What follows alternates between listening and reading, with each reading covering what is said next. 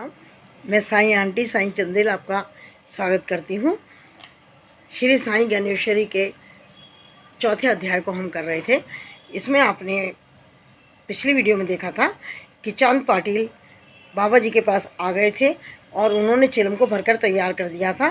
केवल एक अंगारे की ज़रूरत थी और उन्होंने बाबा से कहा कि इसका इंतज़ाम आप करिए।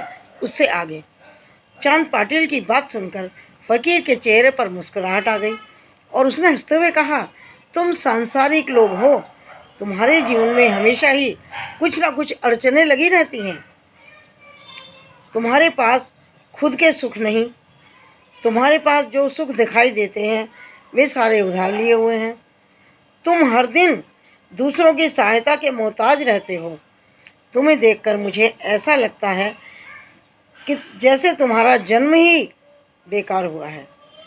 आगे फ़कीर ने कहा, आगे का मूल स्रोत या आदि स्रोत सूर्य है, जिसकी शक्ति अखिल ब्रह्मांड में व्याप्त है। फिर आग प्राप्त करने के लिए चिंता कैसी? इतना कहकर फ़कीर ने चिमटे को ज़मीन पर जोर से पटका। निर्जन कानन में ज़मीन से अग्नि का अंगार प्रकट हो गया। जय साईं राम। उन्होंने अंगारे को चिलम पर रखा, कपड़े की छापी दूर फेंक दी। ऐसा करते समय फ़कीर ने धिक्कारपूर्ण मुद्रिका व्यक्त की। इंसान सिर्फ इंसान ही बना रहना चाहता है, वह अपनी अल्प शक्ति तक ही सीमित रह जाता है। इंसान यदि प्रयास करे तो वह भगवान भी बन सकता है और अनंत शक्तियाँ भी हासिल कर सकता है। परंतु अफसोस, इंसान सांसारिक पदार्थों यानी अनित्य में उलझ कर ही रह गया है। उसे इस जगत में आकर जिन शक्तियों का विकास करना था उस दिशा में वह कदम नहीं बढ़ाता, अग्रसर ही नहीं होता। अतः फ़कीर धिक्कार के साथ यह खेद व्यक्त करता है। चांद पाटिल ने फ़कीर की शक्ति को पहचाना। उसका मन आश्चर्यचकित रह गया। उसने सद्भाव एवं आदर के साथ फ़कीर के चरणों में सिर झुका दिया। चांद पाटिल ने कहा, हे महाराज, आप में विशेष शक्ति है। आप अलौकिक ताकतों के अधिकारी हैं। आप साक्षात ईश्वर के प्रतिनिधि हैं, पैगंबर हैं। मेरा सौभाग्य है कि मेरी आपसे भेंट हुई। चांद पाटिल बोले, हे शक्ति संपन्न, मैं 4 दिनों से जंगल जंगल भटक रहा हूँ। भूखा प्यासा अपने घोड़े को ढूंढ रहा हूँ। वह घोड़ा 400 रुपये का था।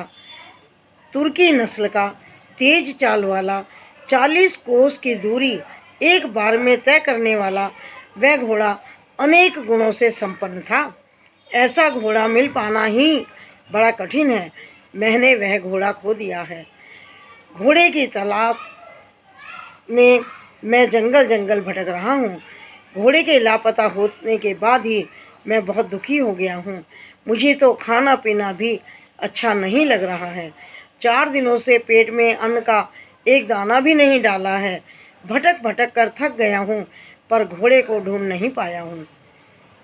जब तक वह नहीं मिल जाता तब तक मेरी इच्छा तो चिलम पीने की भी नहीं है। फ़कीर ने पाटिल को कहा, अरे भले आदमी, सब्र रखो। तुम सामने वाली झाड़ी के पास जाओ। वहाँ जाकर सामने देखो, वहाँ तुम्हारा घोड़ा घास चर रहा है। खोया घोड़ा तुम्हें मिल जाएगा। मामूली से घोड़े के लिए तुम लोग इतने दुखी हो जाते हो। तुम लोग सांसारिक जीव हो। तुम लोग नाशवान व अस्थायी वस्तुओं के प्रति बेहद मोह रखते हो। ऐसा बाबा ने चांद पाटिल से कहा। जय साईं राम।